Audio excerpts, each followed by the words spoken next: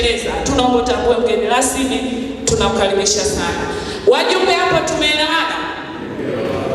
Na niruhusu nisome agenda inayofuata au kuna mtu hapa anaongezea, maana hapa mtakachoongea ndio tunachoandika na sisi. Tunashukuru.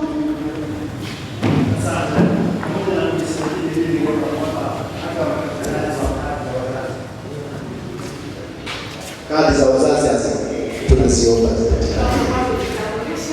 Kwa majina anaitwa Pius Mama Sampeta, mwenyekiti wazazi kata Masoko. Yeah.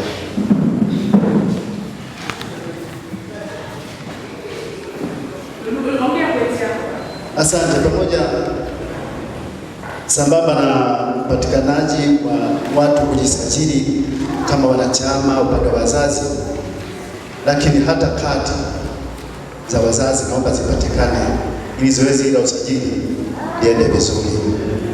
Maana unaweza kumsajili mtu akawa mzazi lakini hana kadi. Karibu kuongea nao, ila siwezi kuwa na maneno mengi isipokuwa kuna maombi ya vijana.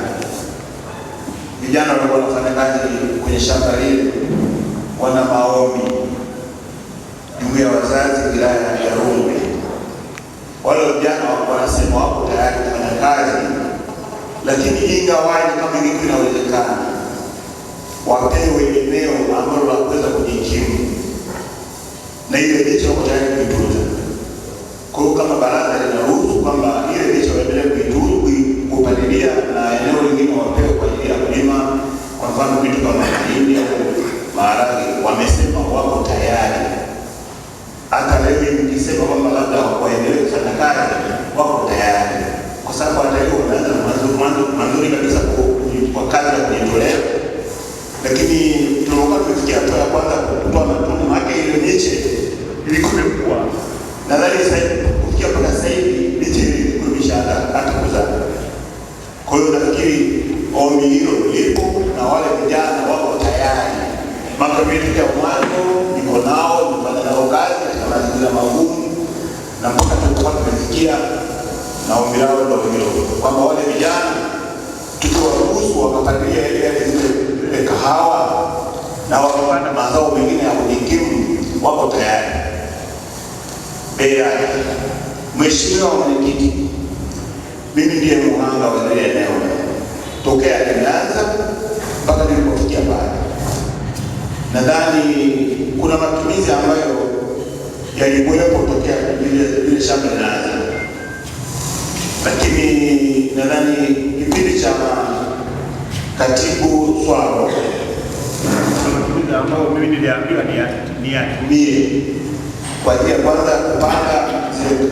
Kwanza tulikuwa tumeanza na zao nchi, kuna matumizi na pia kuna kahawa. Wakati tunaanza kuna matumizi ambayo yalitumika. Ndugu Mheshimiwa Mwenyekiti, nadhani kama nilivyojieleza, mimi niliweka rehani kwa kule nilikuwa nachukua vitu. Kwa mfano kulikuwa na chakula, kulikuwa na mbolea, kulikuwa na vibarua. Thamani yake imefikia shilingi 172 ambazo mpaka sasa hivi mimi nadaiwa. Kwa hiyo nilikuwa naomba baraza hili kama inawezekana linifikirie hizi hela mimi nikazilipe. Lakini kama nilivyosema, wale vijana wako tayari kufanya kazi kwa mazingira ambayo kama nilivyosema kwamba hizo kahawa walitegemea kwamba zile kahawa